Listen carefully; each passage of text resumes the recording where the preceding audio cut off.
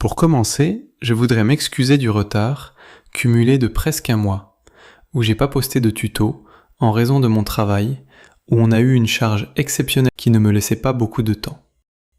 Bref, aujourd'hui, on reprend la suite des tutos Linux. Mais on ne va pas juste parler de Linux, on va le comprendre. Après le tuto passé sur l'installation de Linux Ubuntu, tu vas découvrir une autre façon de penser un système d'exploitation que celle de Windows. Dans cette vidéo, je vais te faire découvrir Ubuntu, le bureau GNOME et surtout les bases essentielles du terminal qui vont te permettre de comprendre Linux en profondeur. Alors, installe-toi bien, on commence. Quand on parle de Linux, beaucoup pensent que c'est compliqué. Mais Ubuntu est aujourd'hui l'une des distributions les plus accessibles. C'est gratuit, c'est open source, c'est stable et surtout, tu as le contrôle. Contrairement à Windows, qui est un système propriétaire développé par Microsoft et pensé pour répondre aux besoins du marché de masse, Ubuntu repose sur une philosophie différente. Ubuntu est open source. Ça veut dire que son code est accessible, modifiable, auditable. Tu n'es pas simplement utilisateur.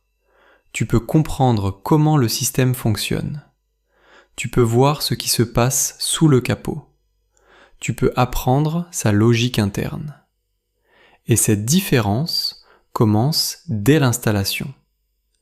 La première chose que tu découvres quand tu installes Ubuntu, c'est son bureau.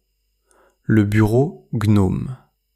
Mais attention, GNOME, ce n'est pas Linux. Linux, c'est le noyau, c'est le moteur. GNOME, c'est l'environnement graphique. C'est la couche visuelle qui te permet d'interagir avec le système. C'est lui qui affiche les fenêtres, les menus, les animations, les paramètres. C'est l'interface entre toi et la machine. Et GNOME a une philosophie très particulière. Il ne cherche pas à tout montrer. Il cherche à simplifier. 3 mots définissent GNOME. Minimalisme, productivité, focus. Regarde l'interface. Pas d'icônes éparpillées sur le bureau. Pas de barre des tâches surchargée. Pas de widgets dans tous les coins. En haut, une barre simple. Elle affiche l'essentiel. À droite, on peut voir un menu avec un bouton éteindre qui sert à mettre en veille la machine, redémarrer ou éteindre la machine. On peut aussi par son biais fermer la session, changer d'utilisateur. On passe au deuxième bouton qui est le bouton de verrouillage, qui nous permet de verrouiller le système d'un seul clic. Le bouton suivant est le bouton paramétrage, qui nous permet d'accéder à l'interface de paramétrage du système.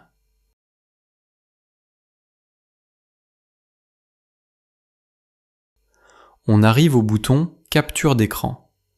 Par son biais et d'un seul clic, on peut faire la capture d'une image ou d'une séquence vidéo, de tout l'écran ou d'une partie sélectionnée.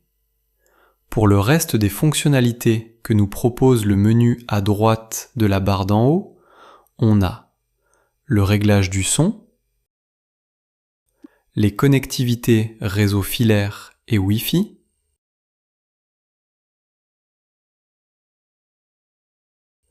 l'activation et le paramétrage du Bluetooth, activation, désactivation du mode puissance, et enfin, l'activation, désactivation du mode sombre. À noter qu'on peut avoir aussi la batterie sur ce menu si on est sur un PC portable. Au milieu de la barre, on peut voir la date et l'heure. Et à partir de là, on procède au réglage. À gauche, un seul point d'entrée, le bouton Activité. Et là, tout change. Tu appuies sur la touche Windows sur ton clavier. Et l'interface se transforme. Ce n'est plus un bureau statique, c'est une vue d'ensemble. Tu vois toutes tes fenêtres ouvertes, tes espaces de travail sur le côté, le dock d'application et une barre de recherche prête à recevoir ta commande. GNOME fonctionne principalement par recherche. Tu ne navigues pas dans des menus. Tu invoques ce dont tu as besoin. Tu veux ouvrir une application ? Super. Tu tapes son nom. Là, on prend l'exemple du terminal. Entrée et c'est lancé. Pas de clic inutile. Pas de parcours compliqué. C'est rapide, fluide, efficace. Autre élément clé, les bureaux virtuels dynamiques. Au lieu d'avoir tout empilé sur un seul écran, tu peux organiser ton travail par espace. Navigation web sur un espace. Les notes sur un autre. Terminal ailleurs. Et quand tu ouvres une nouvelle activité, GNOME crée automatiquement un nouvel espace. C'est dynamique. C'est intelligent. C'est pensé pour réduire la distraction. Moins d'éléments visibles. Moins de bruit visuel. Moins de surcharge mentale. GNOME ne cherche pas à impressionner. Il cherche à te faire travailler. Mais Linux ne s'arrête pas à l'interface. La vraie puissance, elle est ici. Le terminal. Le terminal peut faire peur au début. Mais en réalité, c'est juste une façon directe de communiquer avec ton système.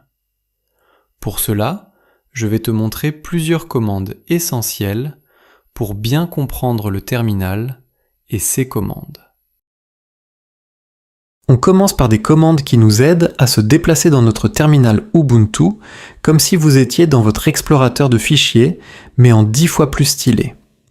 La première commande, c'est cd, qui veut dire Change Directory, changer de répertoire. C'est l'équivalent du double-clic sur un dossier dans votre explorateur de fichiers. Sans elle, vous restez bloqué au point de départ. Pour entrer dans un dossier, c'est simple. Tapez cd suivi du nom du dossier. Exemple, cd document.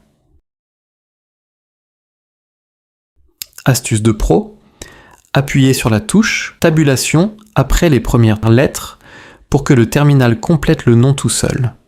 Ça évite les fautes de frappe. Maintenant, comment on ressort ? C'est là que la magie opère avec les 2 points. Tapez cd espace ... Ces 2 points représentent le dossier parent, celui juste au-dessus. C'est votre bouton retour. Vous êtes perdu dans les profondeurs de votre disque dur ? Tapez juste cd et appuyez sur entrée. Peu importe où vous étiez, ça vous ramène instantanément à la maison, votre répertoire personnel, le home. En résumé, cd dossier pour entrer, cd ... pour sortir, cd pour rentrer à la maison. Testez ça dans votre terminal et vous verrez, on s'y habitue très vite. La deuxième commande, c'est ls. C'est le diminutif de list. Elle vous permet d'afficher tout ce qui se trouve dans votre dossier actuel. Pour tester, on tape ls et comme vous le voyez, le contenu du dossier s'affiche. C'est simple, net, précis. C'est l'équivalent d'ouvrir un dossier pour regarder ce qu'il y a dedans. Mais parfois, elle ne suffit pas. On ne sait pas si c'est un fichier ou un dossier. C'est là qu'intervient ls avec -f. Donc on tape ls avec -f. Regardez bien, cette commande ajoute un petit slash après le nom de chaque dossier. C'est le moyen le plus rapide de différencier vos fichiers de vos répertoires en un coup d'œil. À noter que le F dans ls-f doit être en majuscule. Si ls permet de lister les fichiers, l'option -l pour long format transforme une simple liste en un véritable tableau de bord détaillé. Lister ces fichiers, c'est bien, mais savoir qui les a créés, leur taille exacte et qui a le droit de les lire, c'est mieux. Pour cela, on passe la commande ls en mode expert avec l'option "-l". La première question qu'on pose, c'est pourquoi le "-l"? Par défaut, ls vous donne juste les noms. C'est un peu court. En ajoutant l'option "-l" comme longue, le terminal affiche une liste détaillée. On tape ls-l d'un coup, chaque fichier occupe une ligne entière avec toute sa carte d'identité. On va décoder les lignes, c'est là que ça peut paraître impressionnant, mais c'est très logique. Regardons de gauche à droite. Les permissions. Ce bloc de lettres comme R, W et X. Read, Write, Execute. Ça vous dit si vous pouvez lire ou modifier le fichier. Le propriétaire, votre nom d'utilisateur apparaît pour dire que ce fichier est à vous. La taille, affichée en octets, on verra juste après comment rendre ça plus lisible. La date, l'heure et le jour de la dernière modification. Mais il y a une astuce indispensable, c'est ls-lh. Lire une taille de fichier en octets, c'est pénible. Qui sait lire 1 548 723 octets de tête. Ajoutez le petit h pour human readable, lisible par l'humain. Donc on tape ls-lh. Maintenant, le terminal affiche les tailles en M, méga ou G, giga. C'est beaucoup plus clair, non? Autre option, vous pouvez utiliser la commande sur un dossier spécifique sans y entrer. Donc on tape ls-l document / ça vous permet de scanner un répertoire à distance sans quitter votre position actuelle. Une dernière option avant de clore la commande ls, c'est ls-lt. On tape ls-lt. Comme vous le voyez, la liste affichée est triée par date du plus récent au plus ancien. C'est la commande que vous utiliserez le plus pour vérifier que vos commandes, s'ils ont bien fonctionné. Alors, prêt à scanner votre système? Maintenant qu'on sait voir, on va créer. Pour ça, on utilise mkdir pour Make Directory.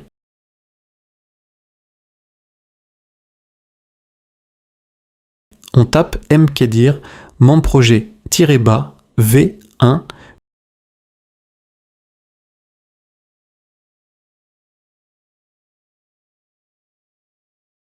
puis on retape mkdir memprojet-bas v2 memprojet-bas v3, c'est pour les besoins du tuto. Vous remarquez qu'on peut créer plusieurs répertoires à partir d'une seule commande m, k, d, i, r. Donc il suffit de taper m, k, d, i, r, suivi du nom de votre dossier. Et boum, votre nouveau répertoire est né. Un petit ls derrière pour vérifier, et voilà, il est bien là. On passe maintenant à une commande qui, lorsque ton terminal Ubuntu commence à ressembler à un champ de bataille où trop de lignes affichées, trop d'erreurs, et tu ne t'y retrouves plus, on utilise la commande magique clear, au lieu de fermer et rouvrir ta fenêtre. On tape clear et appuie sur entrée. En une seconde, ton interface est propre, vide et prête pour ta prochaine ligne de code. C'est l'équivalent de passer un coup de balai sur ton bureau. Mais si tu veux aller encore plus vite et impressionner tes potes, oublie le clavier. Utilise le raccourci CTRL+L. Maintenant qu'on sait se déplacer dans les dossiers et nettoyer le terminal ou l'écran, il est temps de passer à l'action. Comment on crée un fichier sans ouvrir un éditeur de texte? Avec la commande la plus rapide du terminal, touch. Touch, c'est votre raccourci pour créer un fichier vide en un clin d'œil. Pas besoin de faire clic droit plus nouveau document, on fait tout au clavier. La syntaxe est ultra basique, tapez touche, suivi du nom du fichier que vous voulez créer. Exemple, touchnote.txt. Et hop, un fichier texte vide apparaît instantanément dans votre dossier actuel. La vraie force de touche, c'est la création en série. Vous voulez créer 3 fichiers d'un coup. Facile. Tapez touche script.p, style.css, index.html. Le terminal les crée tous en une fraction de seconde. Essayez de faire ça aussi vite avec votre souris. Petit secret de pro, si le fichier existe déjà, Touch ne va pas l'écraser ni le modifier. Il va simplement mettre à jour sa date de dernière modification. C'est très utile pour certains scripts ou pour dire au système « et je viens de toucher à ce fichier ». En résumé, touche nom du fichier nous crée un fichier vide. On peut en créer plusieurs à la suite. Ça ne supprime jamais le contenu d'un fichier existant. C'est l'outil de base pour préparer votre environnement de travail. On passe au niveau supérieur. Après avoir créé des fichiers avec Touch, il faut savoir les dupliquer. La commande cp, c'est ton copier-coller en ligne de commande, mais avec des super pouvoirs. Vous savez créer des fichiers, c'est bien. Mais savez-vous les cloner en une seconde ? On va dompter la commande cp pour copier vos fichiers et vos dossiers dans le terminal Ubuntu. L'astuce pour ne jamais se tromper avec cp, c'est de retenir l'ordre, source, puis destination. Tapez cp note.txt note-bas backup.txt. On vérifie avec un L, S-L, et boum. Vous avez maintenant deux fichiers identiques. C'est votre filet de sécurité avant de modifier un document important. Même sur l'explorateur de fichiers, le nouveau fichier copier note-bas backup.txt apparaît. On voit maintenant comment copier vers un autre dossier. Tapez cp script.py document / cela garde l'original ici et en place une version toute neuve dans le dossier document. On vérifie avec ls-l et voilà une copie du fichier est créée dans le répertoire document. Cette commande peut aussi copier plusieurs fichiers à la fois. On tape cp script.py style.css index.html mon projet -bas v1/ oups. Le terminal n'est pas content parce qu'il n'a pas trouvé le répertoire. Mon projet -bas v, car ce dernier ne se trouve pas dans le même répertoire parent, il est à l'extérieur. Pour y remédier, on va donner à la commande le chemin exact et complet pour qu'elle puisse trouver le dossier vers lequel elle doit copier les fichiers choisis. Donc on tape cp script.p style.css index.html home/tech ops dz/mon projet -bas v1/ toujours pour vérifier. On tape ls-l. Mais cette fois on indique le dossier mon projet -bas v1 pour s'assurer que les fichiers sont copiés. Sur l'explorateur de fichiers, on peut constater aussi que les fichiers sont tous copiés. Et on arrive au super pouvoir. Copier des dossiers -R. Attention, si vous essayez de copier un dossier entier comme un simple fichier, le terminal va râler. Pour copier un dossier et tout ce qu'il contient, sous-dossier, fichier, il faut ajouter l'option -R pour récursif. Tapez cp-r mon projet-bas v1/ mon projet-bas v2/. C'est l'option indispensable pour sauvegarder tout un répertoire de travail d'un coup. On vérifie et la copie du répertoire s'est faite. Enfin, on arrive au mode sécurité, -i. Petit conseil d'amis, pour éviter d'écraser un fichier qui porte le même nom sans faire exprès, ajoutez -i. Le terminal vous demandera poliment « Tu es sûr de vouloir écraser ce fichier ?» Ça sauve des vies. On teste, je copie le fichier index.html dont le dossier mon projet-bas v2 qui contient le répertoire mon projet-bas v1 qu'on a déjà copié et comme ce dernier contient le fichier index.html. Donc on aura le même fichier dans le dossier mon projet-bas v2 et mon projet-bas v1. Maintenant, on va essayer de le copier dans mon projet-bas v1 pour provoquer l'écrasement et voir le comportement de la commande avec -i et comment elle va réagir.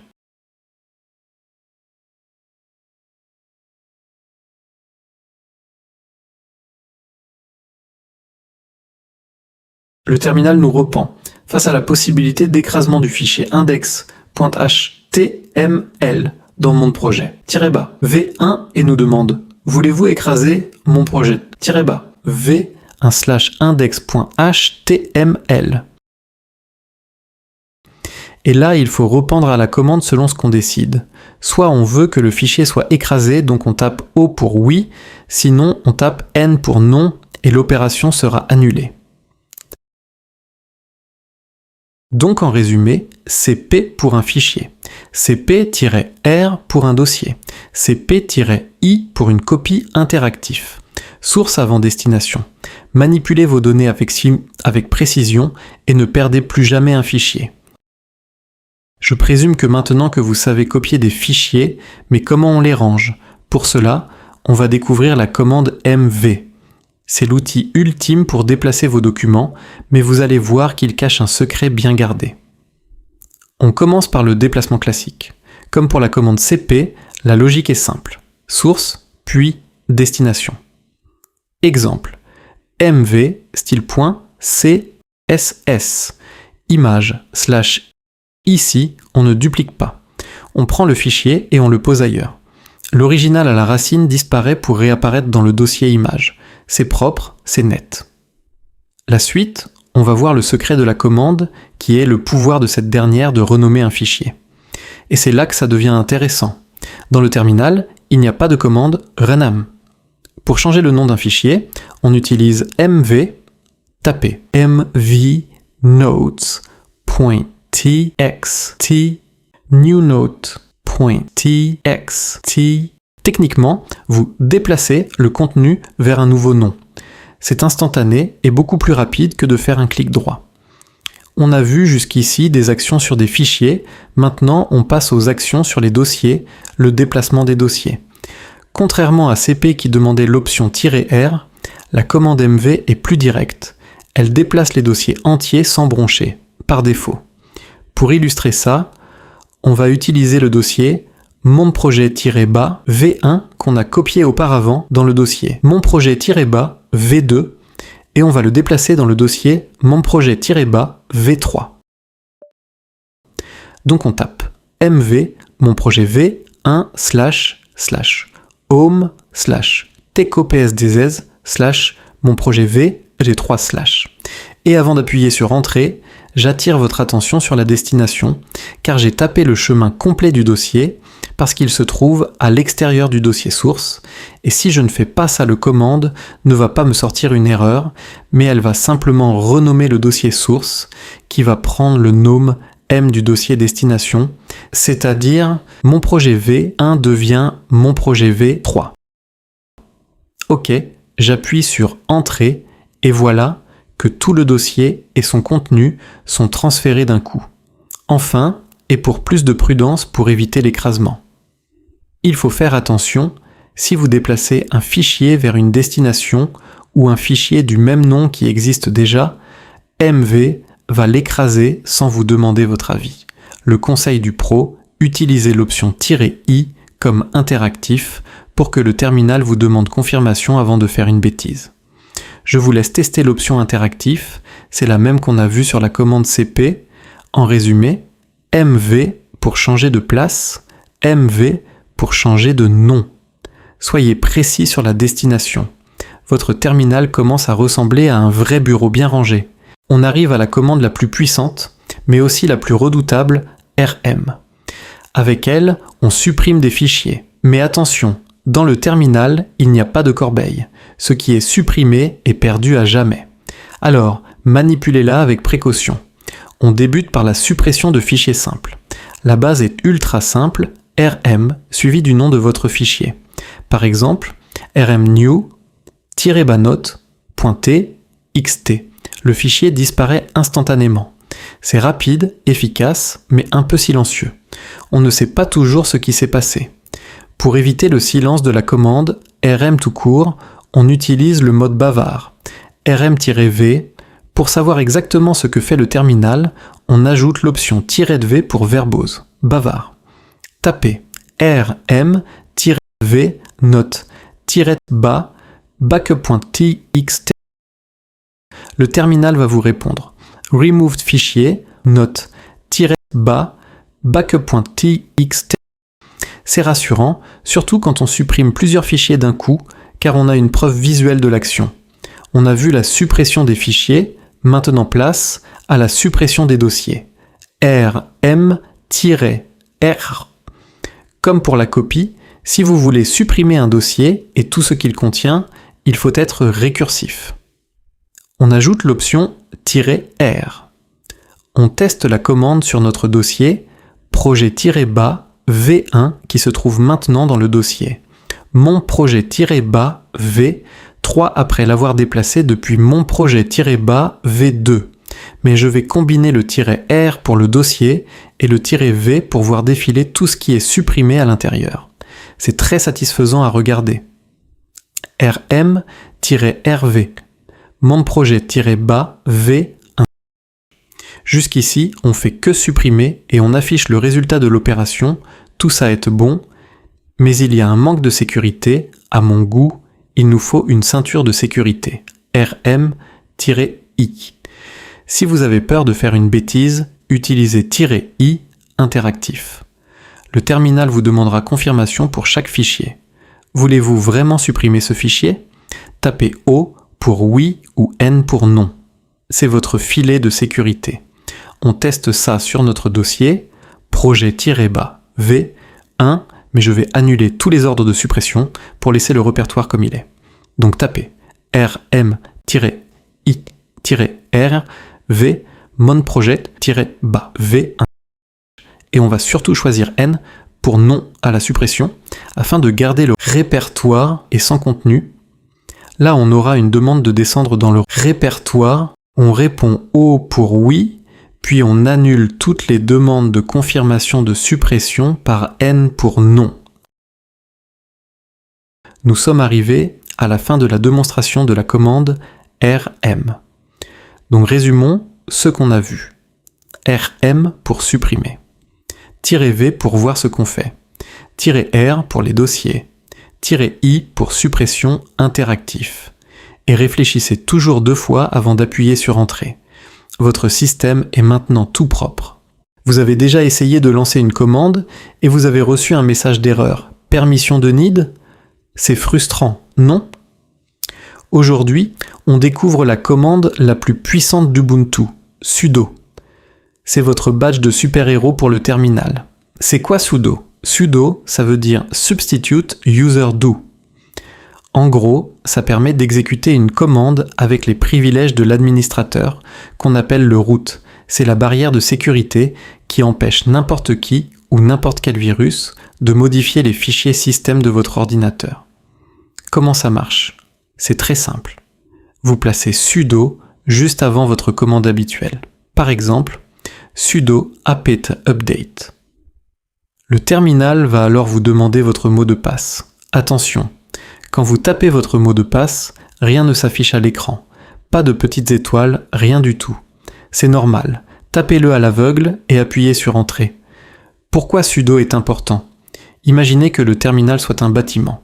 Sans sudo, vous avez accès au bureau et à la machine à café.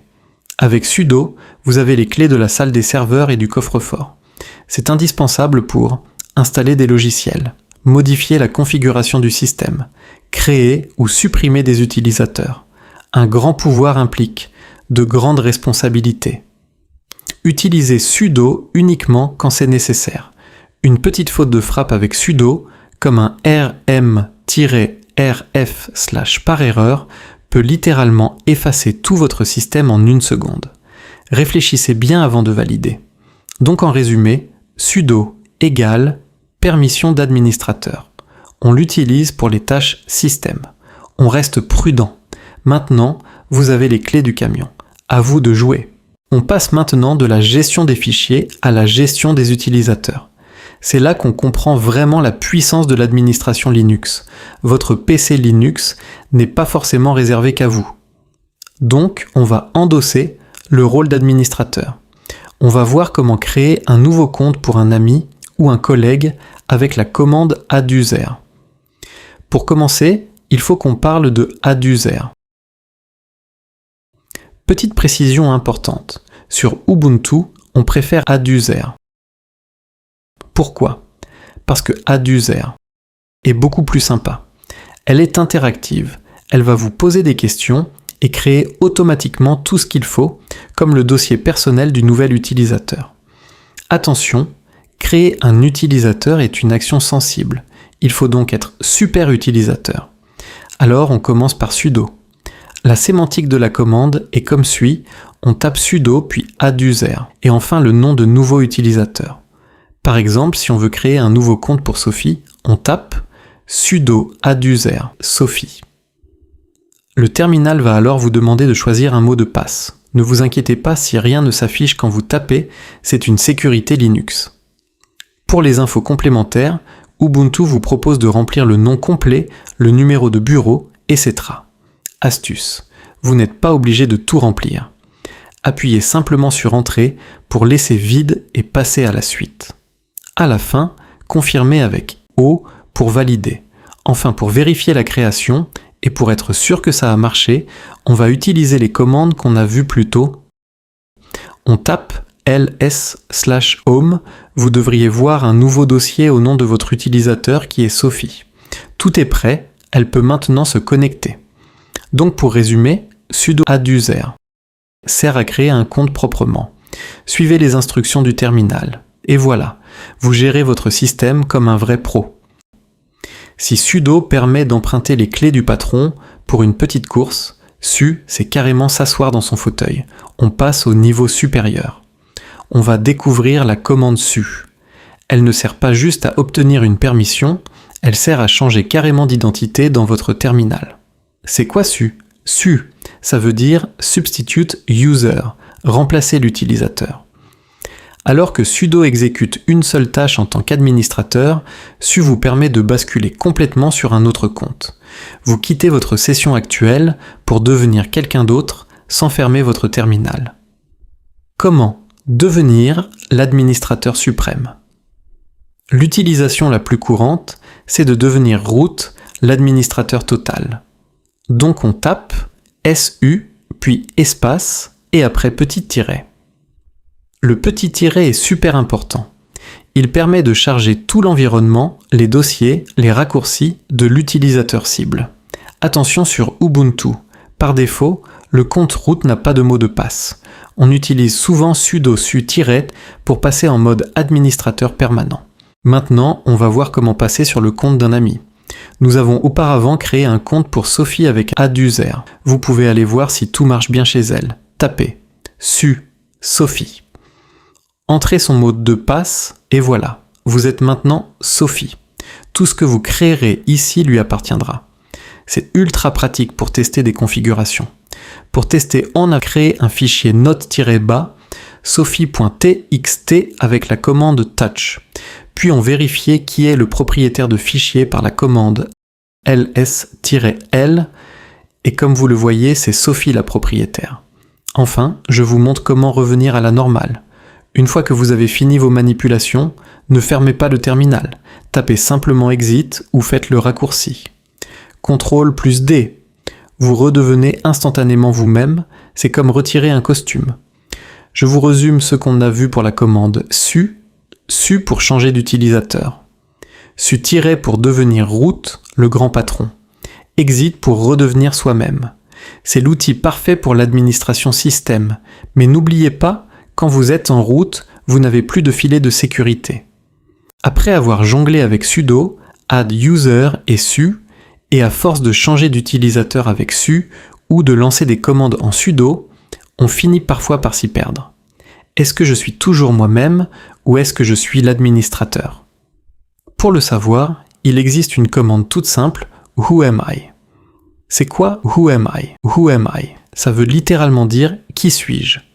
C'est une commande qui ne prend aucun argument. Vous la tapez, vous appuyez sur Entrée, et le terminal vous répond instantanément le nom de l'utilisateur qui exécute la session actuelle. Pourquoi c'est utile? Ça peut paraître gadget, mais c'est crucial avant de lancer une commande risquée. Si vous tapez « Who am I » et que le terminal répond votre prénom, vous êtes un utilisateur normal. Si le terminal répond « root », attention, vous avez les pleins pouvoirs et vous pouvez faire de gros dégâts. Et si on teste « Who am I » avec sudo, regardez bien la différence. Si je tape « Who am I » il affiche mon nom. Mais si je tape sudo who am I, le terminal répond root. Pourquoi ? Parce que sudo a emprunté l'identité du grand patron juste le temps de la commande. C'est la preuve parfaite que sudo change votre statut temporairement. Maintenant, je vous montre une petite variante. ID. Si vous voulez aller plus loin que le simple nom, vous pouvez aussi taper ID. Ça vous donnera votre nom, mais aussi votre numéro d'identifiant, l'UID, et les groupes auxquels vous appartenez. C'est la version détaillée du « Qui suis-je ». Donc en résumé, un doute sur votre identité ? Tapez « Who am I ». Si ça répond « root », soyez prudent. Si ça répond votre nom, vous êtes en sécurité. Une commande simple, mais qui sauve bien des situations. Après avoir vu la création de compte, il est indispensable de savoir comment changer le mot de passe. C'est important pour la sécurité. Que ce soit pour protéger ton propre compte ou pour dépanner un ami qui a oublié son sésame, c'est la commande passwd et c'est l'outil de gestion des mots de passe par excellence. Un mot de passe trop simple ou compromis et c'est tout votre système qui est en danger.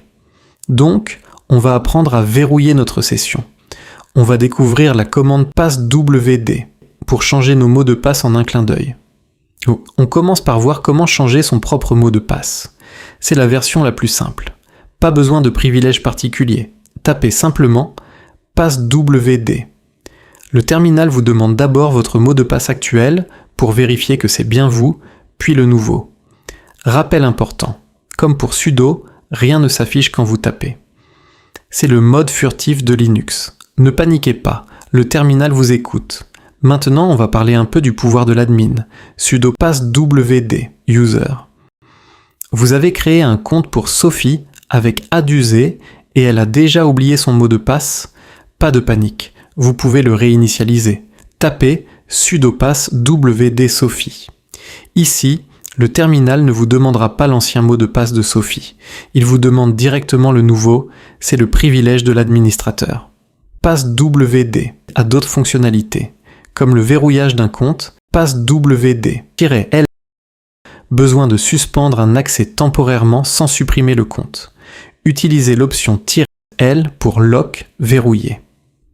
On tape sudo passwd-l Sophie. Le compte de Sophie est maintenant gelé. Son mot de passe ne fonctionne plus. Pour le déverrouiller, on utilise -u comme un lock. On teste d'abord le gel du compte. Comme vous le voyez, on ne peut pas accéder au compte Sophie. Maintenant, on va le débloquer. Donc on tape sudo passwd-u Sophie. Et voilà, le compte Sophie est déloqué et redevient accessible. L'autre fonction de passwd, c'est forcer le changement de mot de passe d'un compte. Donc vous pouvez forcer un utilisateur à changer son mot de passe à sa prochaine connexion avec l'option -e pour expire. On tape sudo passwd-e Sophie. Et voilà. On nous demande de changer notre mot de passe immédiatement et que c'est imposé par l'administrateur. Et si on veut faire l'intéressant et on retape notre ancien mot de passe comme nouveau, on sera démasqué aussitôt. Cette commande est idéale pour créer des nouveaux comptes avec un mot de passe temporaire. Donc pour résumer, passwd pour vous, sudo passwd non pour les autres, gardez vos mots de passe complexes et changez-les régulièrement. Votre système Ubuntu est maintenant une véritable forteresse. Après avoir appris à créer un utilisateur avec adduser, il faut savoir faire le ménage. La commande del user est simple, mais elle cache une option cruciale pour ne pas laisser traîner des fichiers inutiles. Vous avez créé un compte pour un stagiaire ou un ami, mais il n'en a plus besoin. Aujourd'hui, on voit comment faire le ménage proprement. On va apprendre à supprimer un compte avec la commande del user. On commence par la suppression simple. Comme pour la création, la suppression est une tâche d'administration, donc on commence par sudo. Tapez sudo del user test. Ici, le compte est supprimé, l'utilisateur test ne peut plus se connecter. Mais attention, par défaut, Linux garde ses fichiers personnels au cas où.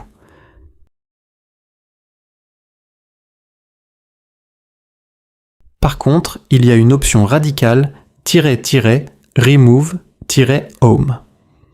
Si vous voulez vraiment libérer de l'espace disque et tout effacer, le dossier /home/test1, ses documents, ses mails, il faut ajouter l'option radicale.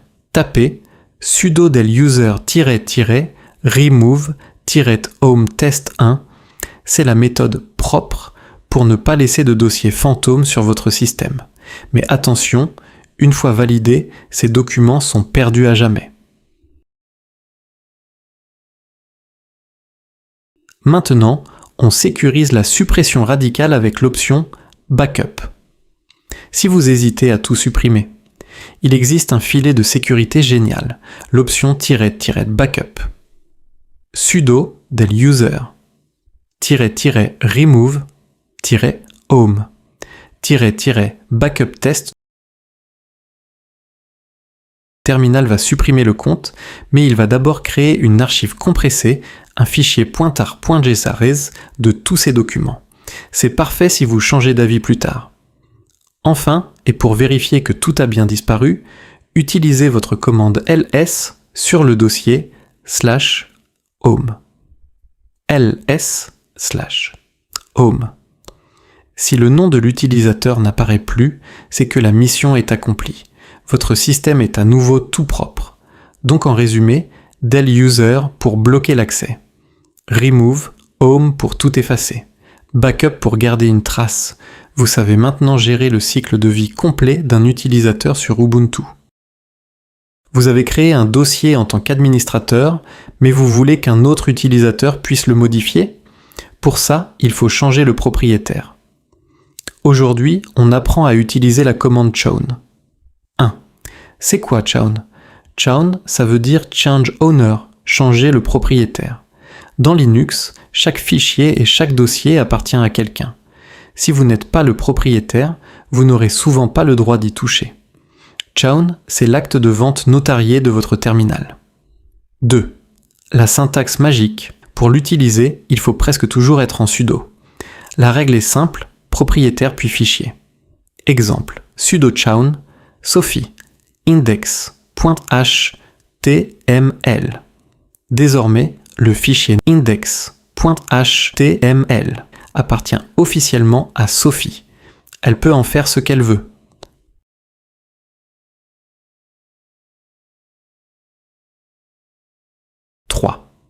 Changer le groupe, le bonus. On peut même faire d'une pierre deux coups en changeant le propriétaire et le groupe en même temps. Tapez sudo chown sophie .dev-projet.py. Ici, le fichier appartient à Sophie et au groupe des développeurs.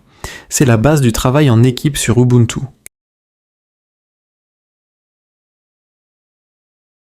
4. Le mode bulldozer, chown-r.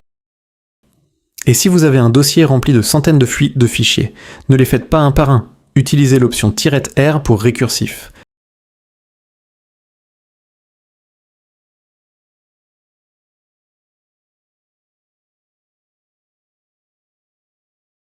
Sudo chown-r Sophie. Sophie mon projet -bas v1/ tout ce qui est à l'intérieur du dossier change de main en une seule seconde.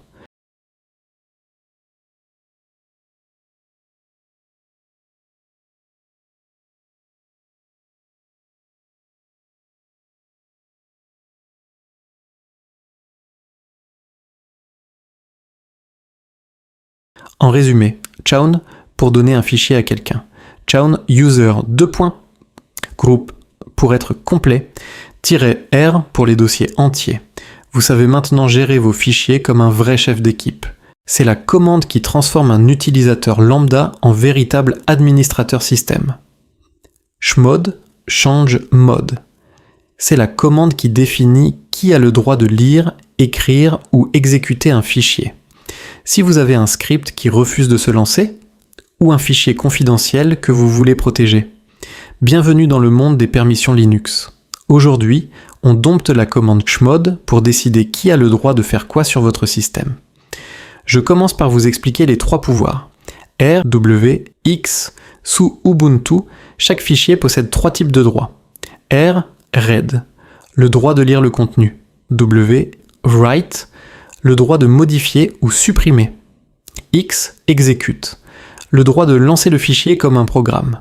Si vous faites un ls-l, vous verrez ces lettres s'afficher. Si le X manque à votre script, il ne se lancera jamais. On arrive maintenant à la méthode simple, le mode symbolique. Pour ajouter ou enlever un droit, c'est super intuitif. On utilise plus ou moins. Vous voulez rendre un script exécutable? Tapez chmod plus xcalc.sh.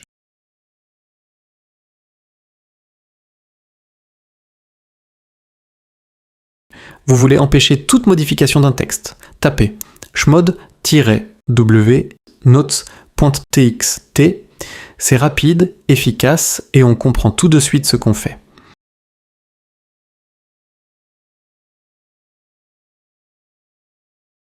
Après le mode simple, on passe au mode expert, les chiffres. Vous verrez souvent des commandes comme chmod 777 ou 755. C'est le langage mathématique de Linux. 4 égale lire, 2 égale écrire, 1 égale exécuter. On additionne les chiffres pour chaque catégorie, propriétaire, groupe, autre. Exemple, chmod 755 script.s h. Le 7, 4 plus 2 plus 1, donne tous les droits aux propriétaires et les 5, 4 plus 1, permettent aux autres de lire et d'exécuter sans modifier. C'est le réglage standard pour les programmes. Prudence avec le 777. Un petit conseil d'amis, évitez le fameux chmod 777. Ça donne tous les droits à tout le monde sur votre machine. C'est comme laisser la porte de votre maison grande ouverte avec un panneau « Servez-vous ». Soyez précis dans vos permissions. Enfin, et pour mieux expliquer la commande « chmod », je vais reprendre les deux modes et les appliquer sur le fichier programme.sh. Ce fichier aux deux parts n'autorise que la lecture et la modification R et W. Quand je clique droite sur ce dernier, dans l'explorateur, je peux que l'ouvrir sur un éditeur de texte. Donc, je peux le lire R, et sur cet éditeur, je peux le modifier, donc W, mais je ne peux pas l'exécuter, parce que le fichier n'a pas le droit X, alors je vais l'ajouter. Donc je tape chmod plus X programme.sh, et comme vous le voyez, quand je clique droit maintenant sur le fichier, une nouvelle option apparaît. Exécuter comme un programme, ce qui veut dire que le droit X est maintenant disponible. Maintenant, je vais enlever le droit de lecture et d'écriture au fichier programme.sh. Donc je tape chmod-w programme.sh pour supprimer le droit d'écriture. Dans l'explorateur apparaît une icône avec une cadenas fermée qui illustre le blocage de l'action modification. Le droit W a été enlevé, je passe au droit R. Je tape chmod-r programme.sh. Une nouvelle icône rouge avec un X au centre s'affiche à côté du fichier, ce qui veut dire qu'on peut plus le lire. Et si je veux l'ouvrir, l'éditeur s'affiche avec en plus une fenêtre d'authentification. Nous demandons d'entrer le mot de passe pour pouvoir lire fichier. À noter que je peux combiner l'ajout ou la suppression des droits sur une même commande, c'est-à-dire je peux écrire chmod moins ou plus RWX. Jusqu'ici, on n'a utilisé que le mode simple. Il est temps de passer au mode expert, les chiffres. Et comme je veux rendre les droits d'écriture et lecture au fichier pour le propriétaire, et je ne laisse que l'exécution aux utilisateurs du groupe, propriétaire et les autres, je tape chmod 711 programme.sh. Quand je fais un ls-l, on lit sur la première colonne de la ligne programme.sh un tiret qui veut dire que c'est un fichier. Si c'était un dossier, ça sera D. Les trois positions suivantes sont les positions des droits du propriétaire et là, on a R, W, X, donc plein droit. Pour ce qui concerne les trois positions après celle de l'utilisateur, ils représentent les droits des utilisateurs du groupe du propriétaire, et comme on le voit, on a deux tirets et un X à la troisième position. Les deux premiers tirets représentent l'absence des droits, R lecture et W écriture. Par contre, le dernier X veut dire les utilisateurs du groupe peuvent exécuter le fichier. Enfin, on remarque que les 3 dernières positions sont les mêmes que les 3 précèdent, donc les mêmes droits. Par contre, ces 3 dernières positions représentent les autres utilisateurs. Conclusion, chmod plus X pour autoriser l'exécution. R, W, X pour lire, écrire, exécuter. Soyez restrictifs pour rester en sécurité. Vos fichiers sont maintenant bien gardés. Maintenant, on arrive à la commande parfaite pour boucler la boucle. Après avoir ouvert des sessions, utilisez sudo ou changer d'utilisateur avec su, il faut savoir refermer la porte proprement. Pour cela, on va voir la commande exit. Exit, c'est tout simplement votre bouton déconnexion. Elle sert à fermer la session actuelle dans votre terminal. C'est beaucoup plus propre que de cliquer sur la petite croix rouge de la fenêtre, car cela permet au système de fermer correctement tous les processus en cours. Sortir des couches d'utilisateurs. Si vous avez utilisé su-Sophie, vous êtes dans la session de Sophie. Tapez exit pour redevenir vous-même. Si vous étiez passé en route avec sudo-i, tapez exit pour perdre vos super pouvoirs et redevenir un utilisateur normal. Il existe un raccourci clavier qui fait exactement la même chose que la commande exit, c'est CTRL plus D. C'est le signal de fin de fichier, EOF. Le terminal comprend que vous n'avez plus rien à lui dire et il se ferme instantanément. Sécurité avant tout. Un bon réflexe à prendre, avant de laisser votre ordinateur, tapez toujours exit si vous étiez en mode administrateur. Ça évite que quelqu'un d'autre ne passe derrière vous et profite de vos privilèges sudo encore actifs. En résumé, exit pour fermer une session ou un compte. CTRL D pour aller plus vite. C'est la touche finale d'une bonne session de travail. Voilà, vous savez maintenant comment entrer, agir et sortir du terminal Ubuntu comme un chef. Aujourd'hui, tu as découvert Ubuntu, le bureau GNOME, le terminal, les commandes essentielles, les permissions, la gestion des fichiers, la gestion des utilisateurs. Linux n'est pas compliqué, il est structuré. Plus tu comprends sa logique, plus tu deviens autonome. Et ça, c'est la vraie différence. Si cette vidéo t'a aidé, dis-moi en commentaire si tu veux une série complète pour maîtriser Linux étape par étape. Et n'oublie pas de me soutenir en t'abonnant à la chaîne, liker et appuyer sur la cloche pour recevoir des notifications sur mes nouvelles vidéos.